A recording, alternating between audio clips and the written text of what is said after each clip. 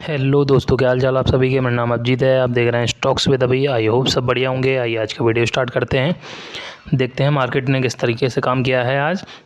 देखिए, अगर निफ्टी की बात करें 24,660 पे बंद हुआ है। निफ्टी 88 पॉइंट बढ़ के बंद हुआ है। और देखिए, निफ्टी ने अगर लो लगाया है 24,535 का लो लगाया था। निफ्टी ने हाई लगाया था 24,768 का। तो निफ्टी में थोड़ी सी उतार चढ़ाव ज़्यादा देखने को मिला है। आइए एक बार चेक कर लेते हैं किस तरीके से निफ्टी ने काम किया है।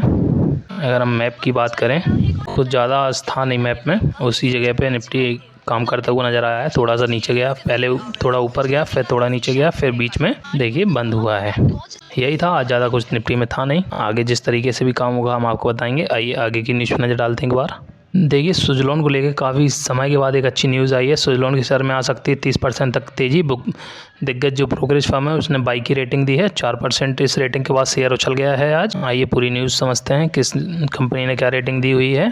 सुजलॉन एनर्जी के शेयर में बुधवार 14 मई को कारोबारी सत्र में 4% से अधिक उछल गया। लगातार यह तीसरा दिन है जब कंपनी के शेयरों में बढ़त दर्ज हुई है। पिछले 5 में से 3 कारोबारी दिनों में हरे निशान के साथ बंद हुआ है। सुजलॉन एनर्जी के शेयर में आई हालिया तेजी ब्रोकरेज फर्म मोतीलाल ओसवाल की एक रिपोर्ट के बाद आई है। मोतीलाल ओसवाल ने सुजलॉन शेयरों में अपनी बाई की रेटिंग दी हुई है। इसका टारगेट 75 रुपये का दिया हुआ है। सुजलॉन एनर्जी देखिए 2025 में अब तक करीब 8.5% की गिरावट आ चुकी है। आगे की बात की जाए तो इस शेयर में मौजूदा स्तर में 30% की बढ़त की संभावना को दिखाता है। मंगलवार को क्लोजिंग प्राइस के आधार पर यह अनुमान लगाया गया है कि मोतीलाल ओसवाल ने अपनी रिपोर्ट में बताया सरकार ने हाल ही में resolve list of models and manufacturing के ड्राफ्ट नोटिफिकेशन में घरेलू कंपोनेंट्स को अनिवार्य बनाने का प्रस्ताव रखा है। यह कदम सुजलॉन के लिए मीडियम और लॉन्ग टर्म लिहाज से फायदेमंद साबित हो सकता है, इसलिए मोतीलाल ओसवाल ने इसमें बाई की रेटिंग दी है। अगर आपके पास सुजलॉन एनर्जीज के शेयर बढ़े हुए थे, जो अब बेचने का सवाल ही पैदा नहीं होता क्योंकि 94% तक सुजलॉन गिर चुका था, लेकिन अब 30% की बढ़त के साथ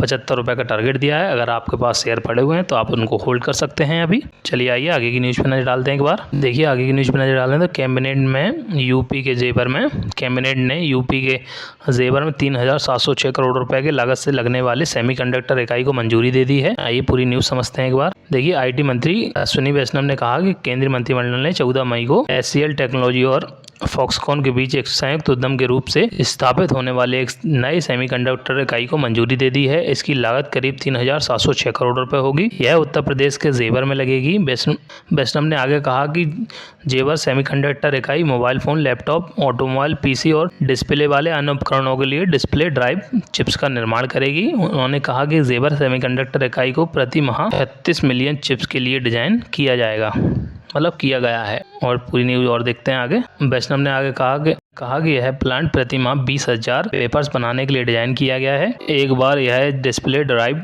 यहाँ ठीक से बन जाएगा तो डिस्प्ले पैनल भी भारत आ जाएगा। इससे फॉक्सकॉन की बाकी दुनिया की ज़रूरतें भी पूरी हो जाएंगी। वैष्णव ने आगे कहा कि इस संयंत्र 2027 तक उत्पादन शुरू हो जाएगा। सरकार ने एक बयान में कहा कि एचसीएल का हार्डवेयर के डेवलपमेंट और उत्पादन का एक लंबा इतिहास रहा है। फॉक्सकॉन इलेक्ट्रॉनिक्स मैन्युफैक्चरिंग की एक ग्लोबल दिग्गज है।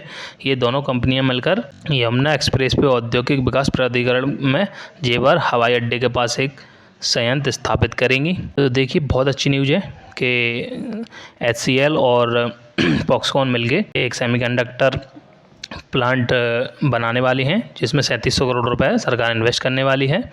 और इसमें अगर आप एचसीएल वगैरह के स्टॉक्स में देखना चाहें तो इसको एक बार कंसीडर कर सकते हैं, क्योंकि ये जब प्रोजेक्ट बनेगा, बन के लागू होगा, तो उससे एचसीएल को बहुत ज़्यादा फ़ायदा मिलने वाला है। आइए आगे की न्यूज़ पर नजर डालते हैं एक बार। देखिए, एचएएल क्वार्टर 4 रिजल्ट शुद्ध मुनाफा 8% के आसपास घटकर 3,958 करोड़ पर आ गया और रेवेन्यू में भी 7.2% की कमी आई है। आइए पूरी न्यूज़ समझते हैं एक बार। देखिए, भारतीय सरकार के स्वामित्व वाली डिफेंस कंपनी भारतीय एरोनॉटिक्स में बुधवार 14 मई को मौजूदा वित्त वर्ष की तिमाही के नतीजे जारी किए हैं। कंपनी ने बताया कि मार्च तिमाही में शुद्ध मुनाफा 7.8% घटकर 3,958 करोड़ रुपये पर आ गया, जो पिछले साल तिमाही में 2,592 करोड़ रुपये था। आइए एक बार उस पर नज़र डालते हैं, इसके किस तरीके से रिजल्ट आया हुआ है, किस तरीके से सारी चीज़ें डिस्क्राइब की हुई हैं। देखिए, मार्च 2024 में अगर हम रेवेन्यू की बात करें 14,769 करोड़ का रेवेन्यू था, जो कि घटकर 13,700 करोड़ पे आ गया है। रेवेन्यू हर साल दर साल में कम हुआ है। और अगर हम दिसंबर 2024 से कंपेयर करें तो रेवेन्यू करीब डबल के आसपास हो गया है।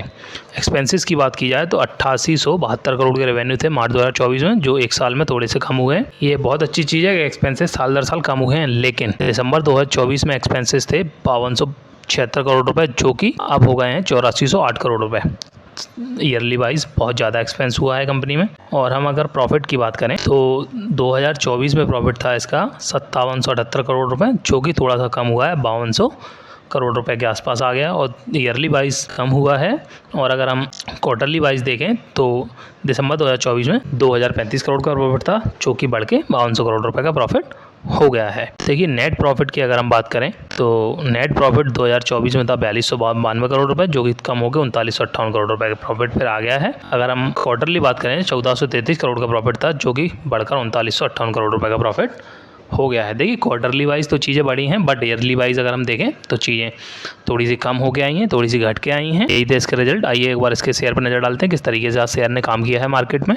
देखिए हिंदुस्तान एरोनॉटिक्स लिमिटेड 4779 रुपये बंद हुआ है शेयर। आज 3.5% चढ़ के शेयर बंद हुआ है, 170 पॉइंट के आसपास चढ़ के बंद हुआ है शेयर। देखिए ओपन हुआ था 4647 पे, हाई लगाया था 4798 का और लो लगाया था 4580 के आसपास।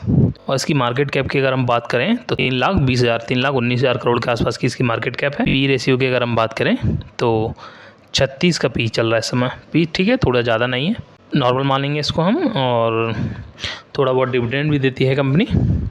आइए अगर हम इसकी बात करें तो एक साल में इसने कितना रेवेन्यू जनरेट करके दिया है, 14.5% का एक साल में इसने रिटर्न दिया है हमें। और 6 महीने की बात की जाए तो 16-17% के आसपास का रिटर्न है। अगर हम मैक्स बात करें आज तक की कंपनी ने आज तक कितना रिटर्न दिया है, तो आज तक देखिए कंपनी ने 743% का रिटर्न दिया है कंपनी ने। ठीक है, अच्छी है, अगर आप इसको लेना चाहें तो ले सकते हैं। वैसे क्वार्टरली रिजल्ट तो थोड़ा अच्छा नहीं आया है, अब जिस तरीके से मार्केट कल रिएक्ट करेगा हम आपको बताएंगे। चलिए आइए आगे की न्यूज़ पर नज़र डालते हैं एक बार। GRSC शेयर की प्राइस देखिए क्वार्टर 4 में 118% बड़ा मुनाफा, ताबड़तोड़ खरीदारी से 18% तक चढ़े शेयर। ये पूरी न्यूज़ समझते हैं एक बार। देखिए मार्च तिमाही में धमाकेदार कार्रवाई नतीजे में गार्डन रिसर्च, शिपयार्ड एवं इंजीनियरिंग के शेयरों में आज खरीदारी का जोरदार रुझान देखने को मिला है। यह रुझान इतना तेज था कि 18% से अधिक उछल गया शेयर। इस तेज़ी में कुछ निवेशकों को फ़ायदा उठाया, लेकिन अब भी यह बाकी मजबूत स्थिति में है। आज BSE पर 14.35% की तेज़ी के साथ 2189 रुपये के आसपास के भाव पर बंद हुआ है। इंटरडे में 18.26% की तेज़ी के साथ 2264 के स्तर पर पहुंच गया। इसका कुल मार्केट कैप की बात की जाए तो 25,522 करोड़ रुपए का मार्केट कैप है इसका।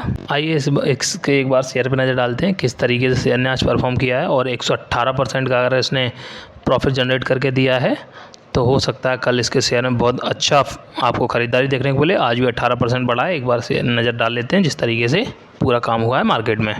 देखिए GRSC garden reach shipyard and engineers limited 2212 पे बंद हुआ है, 15.5% के आसपास बढ़ गया आज बंद हुआ है। देखिए ओपन हुआ था 2175 पे, आज हाई लगाया था 2264 का और लो लगाया था 2095 का। इसकी मार्केट कैप तो हमने बताई आपको 25,000 करोड़ के आसपास की मार्केट कैप है। पी 64 का चल रहा, थोड़ा सा बढ़ा हुआ है। और एक बार इसकी देखते हैं एक साल में कितना रिटर्न दिया। 34% का एक साल में रिटर्न दिया इसने। 6 महीने में बात करें 57% का रिटर्न है। और मैक्स की अगर हम बात करें आज तक कंपनी ने 2081 करोड़ का 2081% का आज तक इसने रिटर्न दिया है। और अगर आप इसको लेना चाहें तो ले सकते हैं। अगर आज इतनी अच्छी तेज़ी थी तो मार्केट में कल भी आपको रिटर्न जनरेट करके दे सकता है। चलिए आइए आगे की न्यूज़ नज़र डालते हैं एक बार। देखिए टाटा मोटर शेयर कमजोर क्वार्टर 4 नतीजे शेयर हो गया धड़ाम। आइए देखते हैं पूरी न्यूज़ क्या है। देखिए टाटा ग्रुप की मोटर कंपनी टाटा मोटर के शेयर में मार्च तिमाही के नतीजे कमजोर आए हैं। बिकवाली का तगड़ा दबाव दिखाया है, 3% से टूट गया शेयर। आज शेयर में BSE पर 1.26% की गिरावट के साथ 699 के स्तर पर बंद हुआ है। इंटरडे में 3.09% से की गिरावट के साथ 686 के स्तर पर आ गया। ये नतीजों की बात करें तो मार्च तिमाही में टाटा मोटर्स का कंसोलिडेटेड नेट प्रॉफिट सालाना आधार पर 51% गिरकर 8,470 करोड़ पर आ गया है। हालांकि इस दौरान रेवेन्यू 0.4% उछलकर 1,19,503 करोड़ रुपए पर पहुंच गया।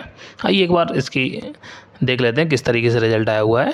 देखिए मार्च 2024 में इसका रेवेन्यू था 1,19,033 करोड़ रुपए और इस साल इसका रेवेन्यू है 1,19,503 करोड़ रुपए, यानी कुछ 400-500 करोड़ के आसपास का ही रेवेन्यू बढ़ा है। और अगर हम क्वार्टरली बात करें तो 1,12,609 करोड़ रुपए का रेवेन्यू था, जो कि बढ़कर 1,19,000 करोड़ के आसपास हो गया है। देखिए क्वार्टरली वाइज बढ़ा है पर ईयरली वाइज थोड़ा सा इंक्रीज़ हुआ है। अगर हम इसकी ईयरली वाइज एक्सपेंसेस की बात की जाए तो 2024 में 1,02,348 करोड़ के एक्सपेंसेस थे, जो कि थोड़े स्लाइडली ये भी बढ़े हैं, 1,02,685 करोड़ के हो गए हैं। और अगर हम क्वार्टरली वाइज देखें तो 1,00,000 करोड़ के थे, जो 1,02,000 करोड़ के आसपास हो गए हैं। 2,000-2,500 करोड़ के आसपास के एक्सपेंसेस बढ़ के आए हैं।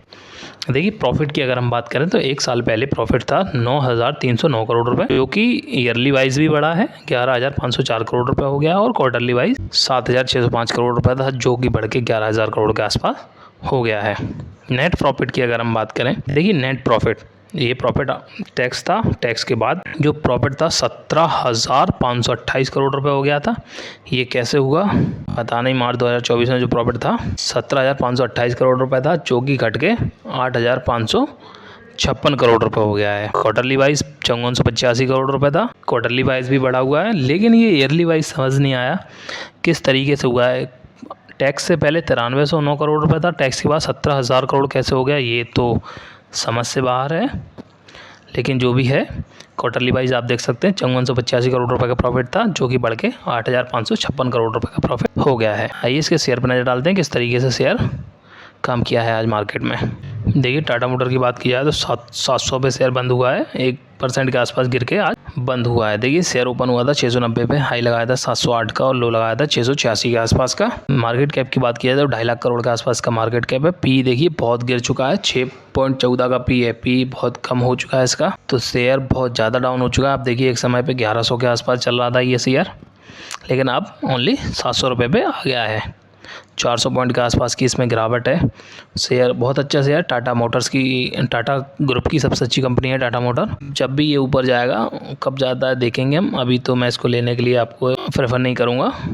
आइए देखते हैं एक साल में। देखिए 6.5% गिरा है, 6 महीने में भी गिरा है, मतलब लॉस में ही है अभी। जब ये अच्छी पोजीशन में आएगा तब मैं आपको रिकमेंड करूँगा लेने के लिए, अभी तो मैं आपको इसको लेने के लिए रिकमेंड नहीं करता हूँ। आइए आगे की न्यूज़ पर नज़र डालते हैं एक बार। और कोरोमंडल के शेयरों में आ सकती है 3400 करोड़ का निवेश, पेटीएम को लगा है झटका। आइए पूरी न्यूज़ समझते हैं एक बार किस तरीके से न्यूज़ रहने वाली है।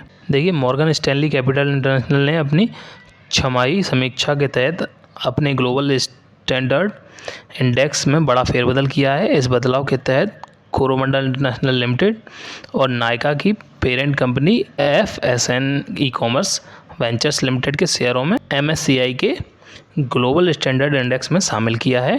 यह बदलाव 30 मई 2025 को कारोबार समाप्त होने के बाद से प्रभावी होंगे। वहीं बाजार की उम्मीदों के बावजूद पेटीएम के शेयरों को इस बार भी MSCI इंडेक्स में जगह नहीं मिली है। बता दें कि पेटीएम को मई 2024 में MSCI इंडेक्स से बाहर किया गया था। आइए और न्यूज़ पूरी समझते हैं। देखिए इसके अलावा इस बार के फेरबदल में किसी भी स्टॉक को इंडेक्स से हटाया नहीं गया है। ब्रोकरेज फर्मों IIFL सिक्योरिटीज़ और नोवामा के अनुमानों के मुताबिक MSCI इंडिया इंडेक्स में शामिल होने के बाद इन शेयरों में करीब $40 करोड़ यानी 3400 करोड़ रुपए का पैसे विदेशी निवेश आ सकता है। इसमें से कोरोमंडल इंटरनेशनल के शेयरों में लगभग 22.7 से लेकर 25.2 करोड़ डॉलर तक का निवेश आ सकता है। वहीं नायका में 18.1 करोड़ से 19.9 करोड़ तक 9 करोड़ डॉलर तक का निवेश अनुमान लगाया गया है। देखिए ग्लोबल स्तर की बात की जाए तो MSCI में इस बार ग्लोबल स्टैंडर्ड इंडेक्स में 6 चाइनीज़ कंपनियों के शेयरों को शामिल किया गया है, जबकि 17 को बाहर किया गया है। इसके अलावा जर्मनी की दिग्गज स्पोर्ट बियर ब्रांड पूमा को इंडेक्स से हटा दिया गया है। तो ये एक अच्छी चीज़ है 2 कंपनियों के लिए, जिसमें से एक कोरोमंडल इंटरनेशनल है और दूसरी नायका। इन दोनों पर नज़र रखिएगा। अगर आप इन दोनों के शेयर लेना चाहें तो एक बार देख सकते हैं, इसमें अच्छा निवेश आने की संभावना है।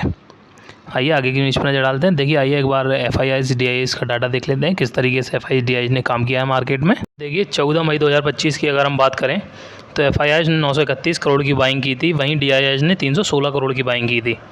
देखिए FIIs डेली बाइंग में जा रहे हैं, 1-2 दिन बीच बीच में उन्होंने सेलिंग की है, बट मेजर स्टॉक्स उनका बाइंग की तरफ इशारा कर रहा है। और अगर मैं आपसे बार बार कह रहा हूँ भाई FIIs ऐसे ही बाइंग करते रहे तो मार्केट आपको बहुत जल्दी ऑल टाइम हाई के आसपास देखने को मिलेगा। और यही था आज का वीडियो। अगर आपको हमारा वीडियो अच्छा लगा हो तो वीडियो को लाइक करें, चैनल को सब्सक्राइब करें। बहुत बहुत धन्यवाद। जय हिंद, जय भारत।